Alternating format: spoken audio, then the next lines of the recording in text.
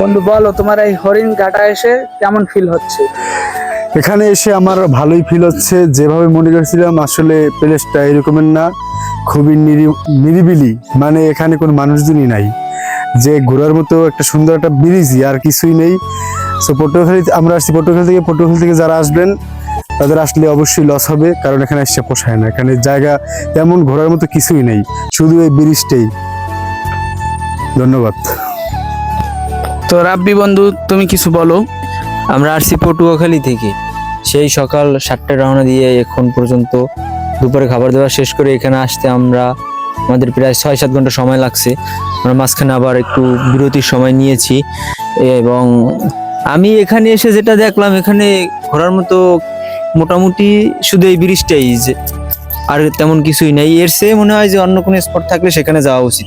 এখানে সময় না কাটানোর মতোই, এখানে কিছুই নাই এরকমই। যাক, ধন্যবাদ সবাইকে। ভালো থাকবেন, সুস্থ থাকবেন, সুন্দর থাকবেন। আমার বন্ধু সাইমকে সবাই সাপোর্ট করবেন। ধন্যবাদ রাব্বি এবং সজীবকে আমার সাথে থাকার জন্য। তো বন্ধুরা, আমরা আছি এখন পাথরঘাটা, হরিণঘাটা। তো এই হরিণঘাটা মানে অনেক অনেক প্লেস আছে, আমরা আসতে দেরি হয়েছে, সেজন্য আমরা আর কি এই যে একটা স্পটই পাইছি, এই যে শুধু ব্রিজই, আর কিছুই না।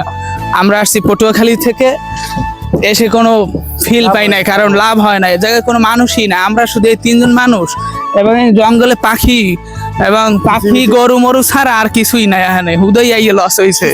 শব্দ, আশেপাশে বাস পাখি দেখতে পেলাম, হ্যাঁ। এবং 2টা বানরও দেখছি। হ্যাঁ, যেমনি প্লেস সুন্দর আছে, এমনি মোটামুটি প্লেস সুন্দর আছে। আমরা আর কি ওই যে দেখছিলাম আর কি, মানে এই পাথরঘাটা বরগুনা আসলে আর কি এই জায়গায় অনেকগুলো স্পট আছে, সেগুলো ঘোরার জন্য আর কি টাইম নিয়ে আসতে হয়। আমরা যেহেতু টাইম নিয়ে ওরকম প্রিপারেশন নিয়ে আসিনি, হঠাৎ করে একদম হুটহাট করে আসছি, সেই জন্য অতটা আর কি মজা পাই নাই।